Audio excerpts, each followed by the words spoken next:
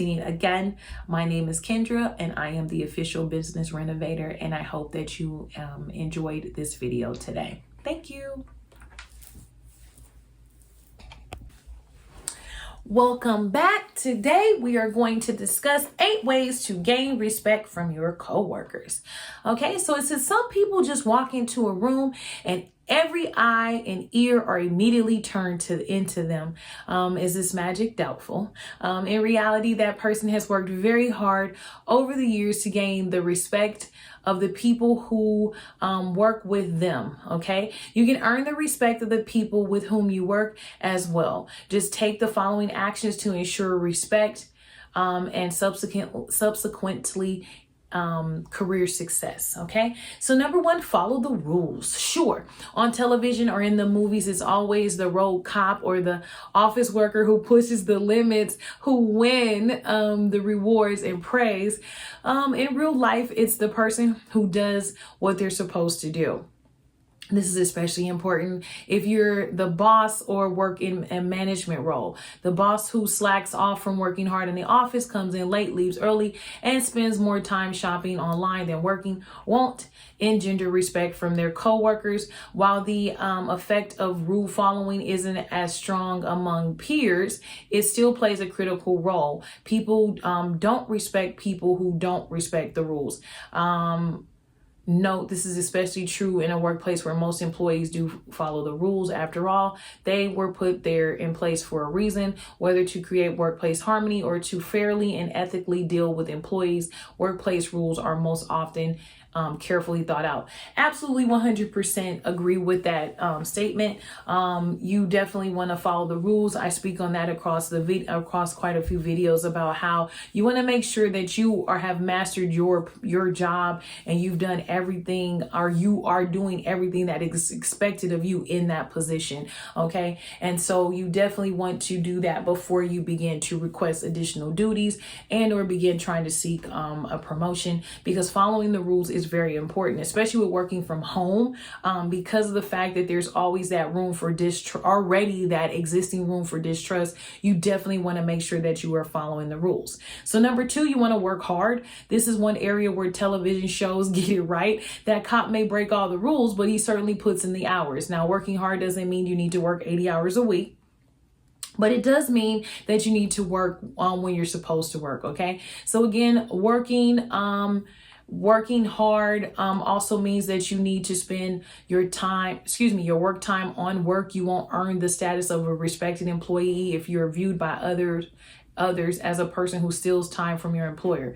Absolutely 100% true. You want to make sure that you are working hard within those designated hours that are allotted to you. And then that way, whenever a duty does call where you have to go a little bit over, definitely everyone is aware that you are a hardworking person and your boss is not questioning your intention, right?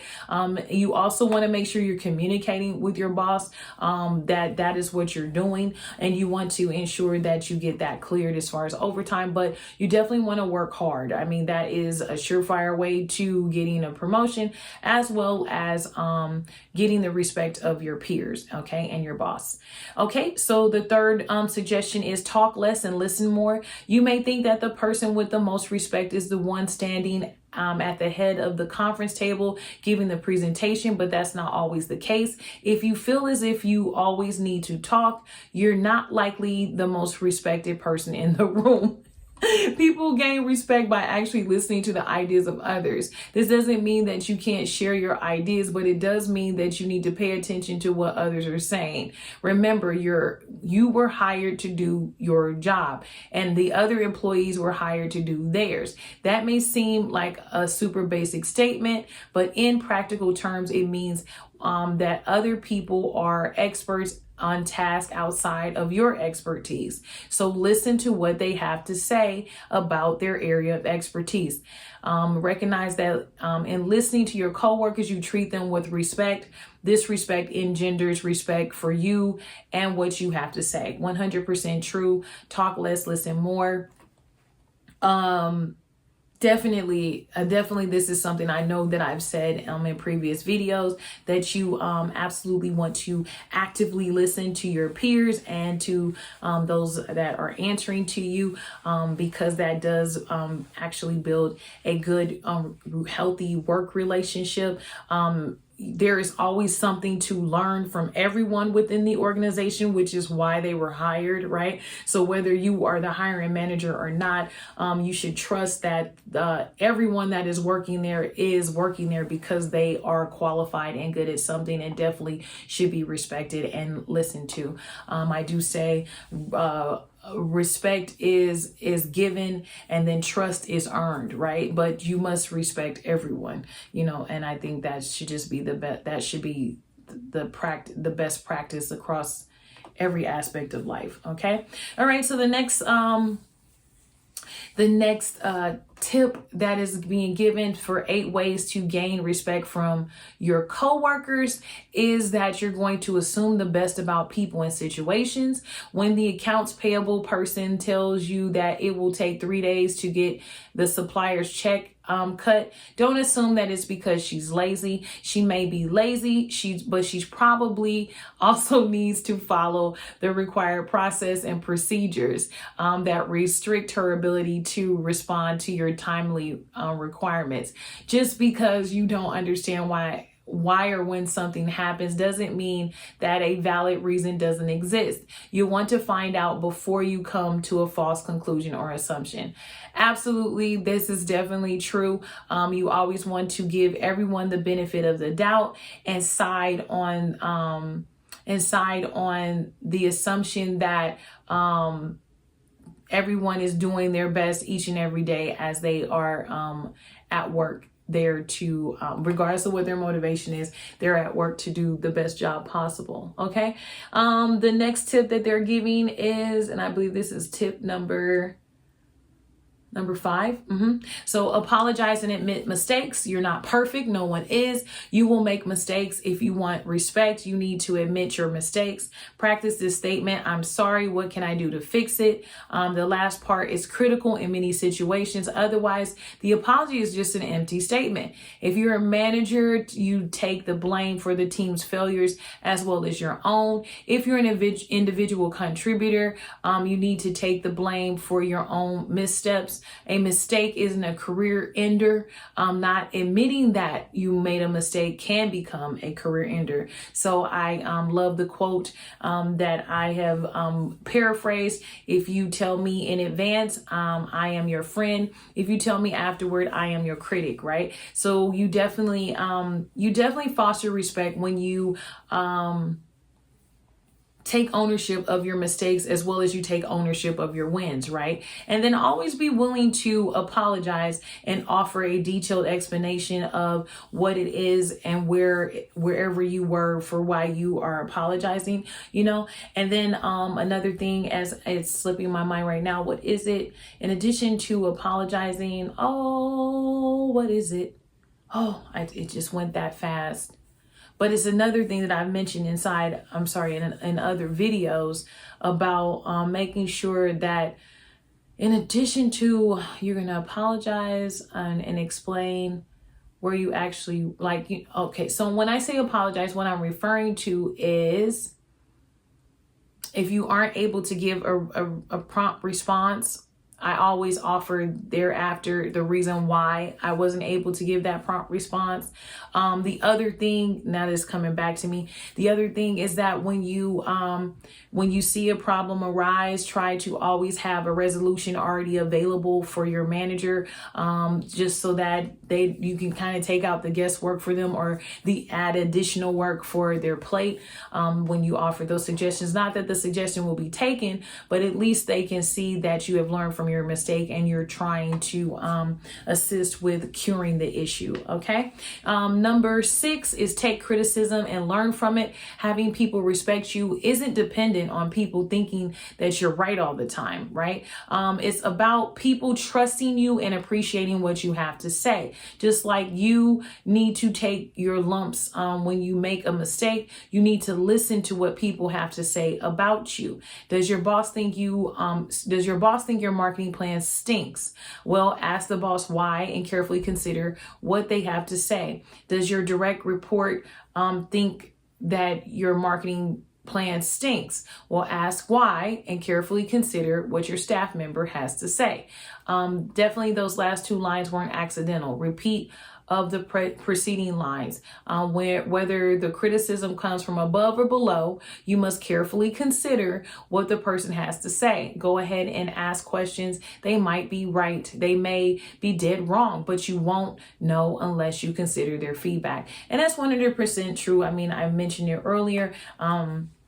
Is that you should respect everyone, right? Everyone has something valuable to add, and you definitely want to consider and listen and take the time to take criticisms as well, right? None of us are perfect. Not whatsoever. None of us are. And so also understand that criticisms are just areas and opportunities for improvement. They don't have to have a negative spin regardless of how it's delivered to you. It's just simply another or opportunity for you to find a way to assist your coworker, right? Assist your peer, and also improve the relationship that you have with your boss, okay? Because remember, when we're working together, these are relationships that we're working on, right? And relationships take work, okay? So you want to definitely take criticisms into account. And then if it's something that you can adjust to fit, then absolutely do that. And if you cannot or are not willing to, absolutely offer the explanation, okay? Just another part of communicating and over communicating.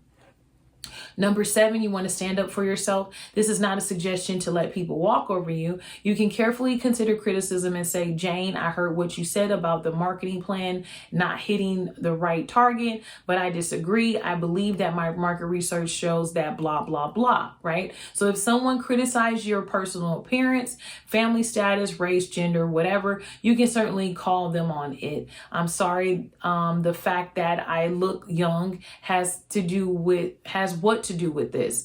Standing up for yourself is critical to earning respect from your coworkers and managers. It says on the other side, though, don't go looking for an offense where no offense is intended. If you get upset about every little comment anyone makes, you'll look like a whiner. Some things you just need to let it go, right? So I totally agree with that. I do believe that you should stand up for yourself. I've talked about it in previous videos how I've had opportunities where I had to stand up for myself. I also have covered myself and made sure I had added my boss to the response to the individual, in the effort to stand up for myself, just to make sure I was protected as well. Because again, while working from home, everything is in writing. And so you just want to make sure you're being clear, and that way, and you're being clear, and also to avoid any issues with perception, right? So you usually want to, again, over communicate, be transparent, and share protect yourself. Standing up for yourself means, making sure that you're actually voicing exactly what you feel, but in a professional manner, right? So the same way that you wouldn't want to receive criticism that was in a derogatory or negative tone, keep that in mind as you are responding to others. Okay. All right. And so finally, the last tip is help other people succeed. Think about who you respect the most at work. Is it a person who pushed people under the bus right and left on their way to the top? Probably not. And if it is, please consider going to therapy. Instead, you undoubtedly respect a person who was kind and helpful. So if you want others to respect you, try doing the same. Take time to mentor. Don't get angry when your direct reports, peers, or bosses make mistakes. Just help them get the job done and done right. When you lift up those around you, you'll all rise together. Definitely, absolutely, 100%. agree with the concept of assisting your team. Being a good team player means that you are also a person that is assisting others succeed, right? If you assist your boss, they'll be more willing to take you with them as they move up in areas. And then if you're assisting your peers and coworkers, and you're creating a trusting relationship, and you have that support and bond for however long you choose. I was going to say for forever, but it depends, it just depends on what it is. But a part of helping others succeed is a great way to network as well, because when you do that, people will definitely keep you in mind for anything that they are working on or going to next. Okay. All right. I thank you for hanging out with me to the end of this article. I hope that you enjoyed the content as much as I did. Have a wonderful day. Bye-bye. Hello, my name is Kendra, the official business renovator. Welcome to my page. I am so happy to have you here today. And I hope that you enjoy. Of course, feel free to like, share, or comment on the video, as well as follow to get notifications for when I upload any new information. And also the link is in the bio, where you can find all of the products that I would like to share with you on how to advance in your career. Some of you may know, and if you're new to my page, you do not know that I did recently release a book called The Great Promotion, where I discuss how I was promoted 4 times in 6 months and received a bonus while working from home. And so my name is Kendra, the official business renovator. Welcome.